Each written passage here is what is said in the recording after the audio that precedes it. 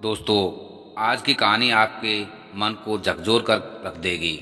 यह कहानी एक ऐसी मजबूर महिला की है जिसका फ़ायदा करीब 13 लोगों ने उठाया था और आज भी वो लोग उसका अंजाम भुगत रहे हैं। तो आइए दोस्तों, शुरू करते हैं इस कहानी के बारे में। दोस्तों, गोरखपुर के बीआरडी मेडिकल कॉलेज में अचानक एक खिड़की पर मरीजों की भीड़ बढ़ने लगी। डॉक्टर भी इस खिड़की के सामने लंबी कतार देखकर हैरान थे, क्योंकि यह कोई साधारण खिड़की नहीं थी, बल्कि यहाँ केवल एचआईवी एड्स रोगियों की ही जांच होती थी।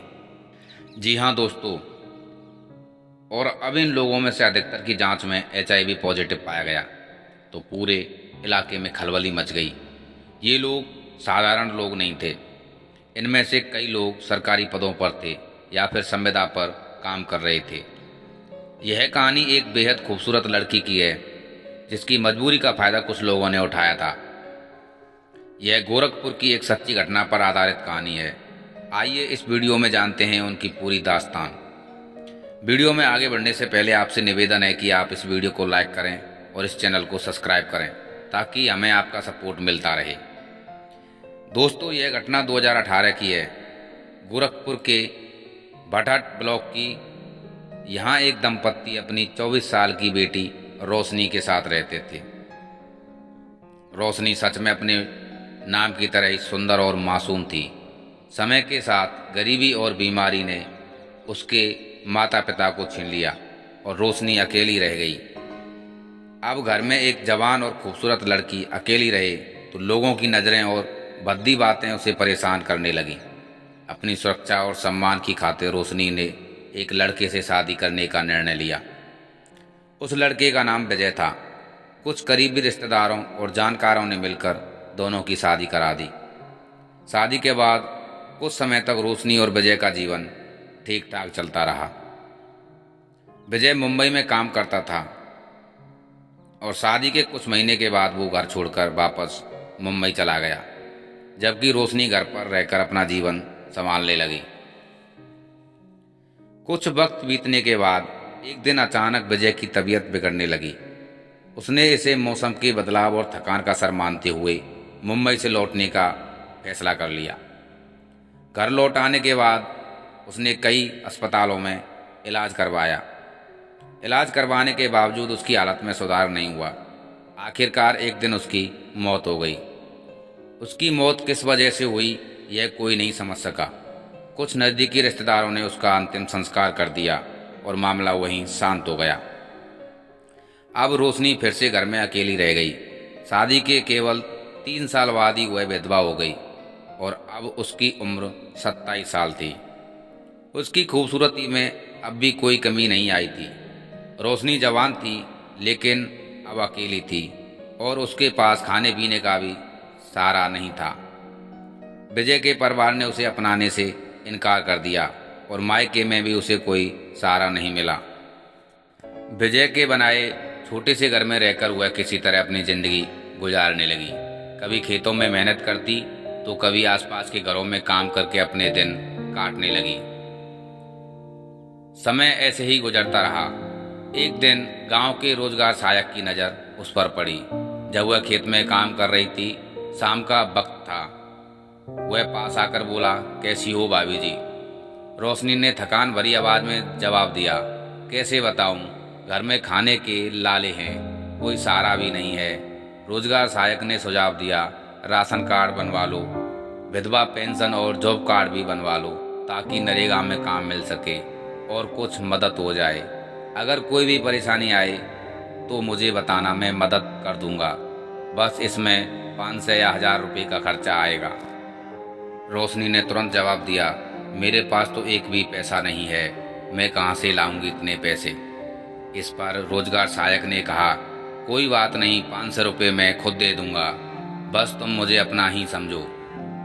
धीरे धीरे वह उससे नज़दीकियां बढ़ाने लगा और उसकी मजबूरी का फायदा उठाने की कोशिश करने लगा। लेकिन जब यह रोज का सिलसिला बनने लगा तो रोशनी ने साफ कह दिया, भैया जो आप चाहते हैं वह मैं नहीं कर सकती, मुझे मेरी किस्मत पर छोड़ दो। इस पर रोजगार सहायक ने तंज कसते हुए कहा, बिना पैसे के तो प्रधान ही तुम्हारा काम करेगा, और जब तुम मुझे अपनाना नहीं चाहती हो तो फिर मैं क्या करूं? अब रोजगार सेवक ने रोशनी का संपर्क गांव के प्रधान से करा दिया। जब प्रधान ने रोशनी को देखा तो उसकी नीयत बदलने लगी।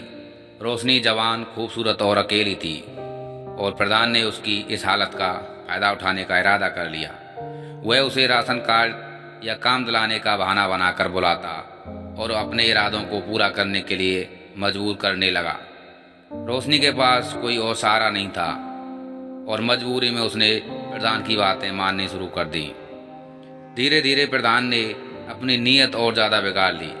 अब उसने रोशनी को अन्य अधिकारियों से भी मिलवाना शुरू कर दिया, ताकि उसके खुद के काम ब्लॉक और ज़िले के स्तर पर आसानी से हो सकें। रोशनी की मजबूरी और गरीबी ने उसकी ज़िंदगी को दुख और तकलीफ़ों से भर दिया था, और उसकी ज़िंदगी एक नरक बनकर रह गई थी। प्रधान रोशनी से काम निकलवाने के लिए उसे अधिकारियों के पास भेजता और कहता, साहब जो कर रहे हो उसे मानोगी तो तुम्हारा राशन कार्ड और विधवा पेंशन का काम जल्दी होगा। इस तरह पंचायत सचिव, रोजगार सचिव, बाबू, क्लर्क और चपरासी जैसे कई लोग उसके शारीरिक शोषण में शामिल हो गए। रोशनी उन सभी के लिए एक खिलौने की तरह बन गई। इस कहानी की शुरुआत प्रधान से हुई थी, लेकिन धीरे धीरे हर कोई उसकी ज़िंदगी में शामिल होता चला गया। बस एक राशन कार्ड और विधवा पेंशन के लिए रोशनी की ज़िंदगी नरक में तब्दील हो गई। कई महीनों तक वह दफ्तरों के चक्कर लगाती रही, और इस दौरान उसका शोषण लगातार जारी रहा। एक दिन अचानक उसकी तबीयत बिगड़ गई। उसने प्रधान को सूचना दी, जो अब उसकी ज़िंदगी का स्वामी बन चुका था।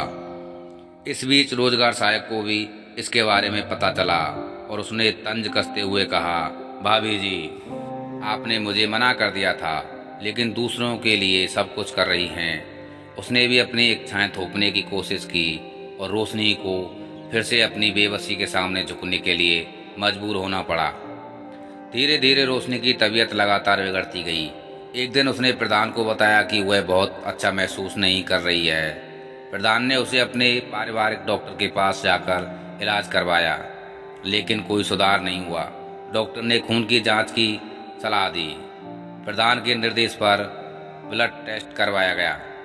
डॉक्टर ने प्रधान से कहा, उन्हें HIV संक्रमण हो चुका है, इसी वजह से इसका बुखार नहीं जा रहा है। यह सुनकर प्रधान के चेहरे का रंग उड़ गया।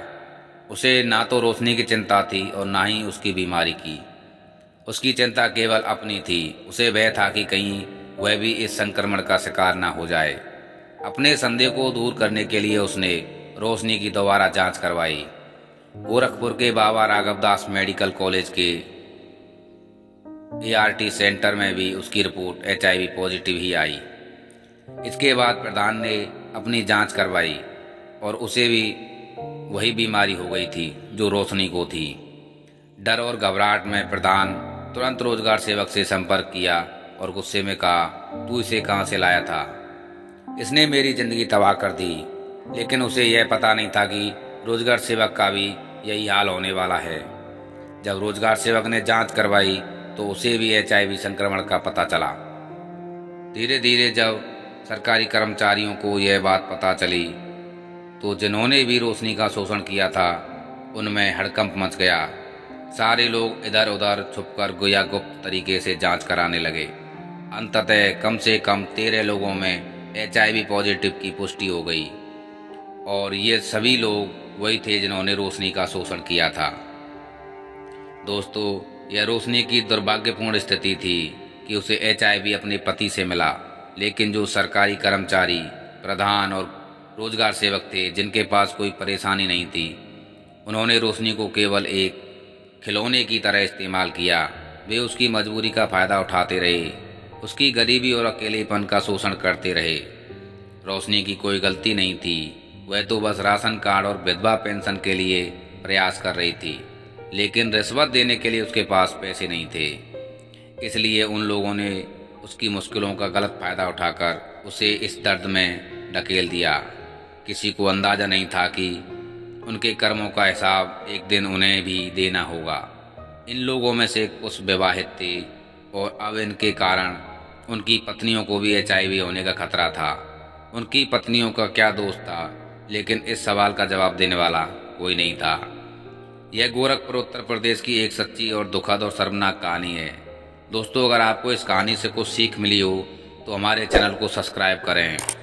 हम मिलेंगे एक और नए वीडियो में, तब तक के लिए धन्यवाद।